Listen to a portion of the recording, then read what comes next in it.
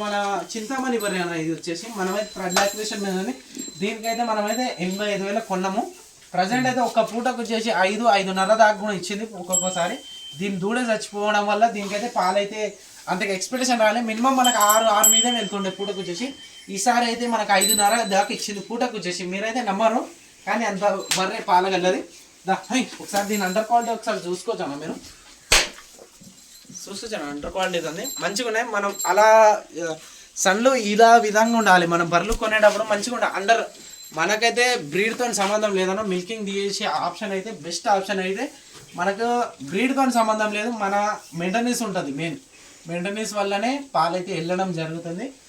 ఆ బర్రెకి మనం పూటకు 5-5.5 పిండం అంటే మనము ఇప్పుడు బయట మార్కెట్లో చూసుకోవచ్చు 150,000 పెట్టి కూడా పూటకు మనమైతే పాలైతే ఎక్స్పెక్టేషన్ చేసినాన్ని వెళ్ళవు. ఎందుకంటే మనం జస్ట్ 85,000 తెచ్చి పూటకు 5-5 పిండం అంటే ఒకటి మా గ్రేటే. ఈ బర్రె వచ్చేసి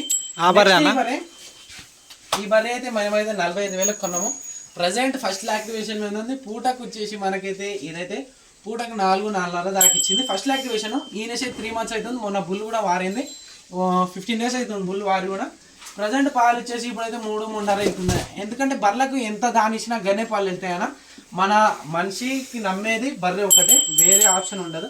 నమ్మినంత వరకు బర్రె అయితే పాలు అయితే ఇవ్వదు. మీరు ఎన్ని దానాలు పెట్టి ఎన్ని అయినా చేయరు కానీ పాలు అయితే ఇవ్వడము. మా బర్రెలు ఎలా ఉన్నాయో ఒకసారి కామెంట్ చేసి అయితే చెప్పండి. థ్యాంక్ యూ అన్న.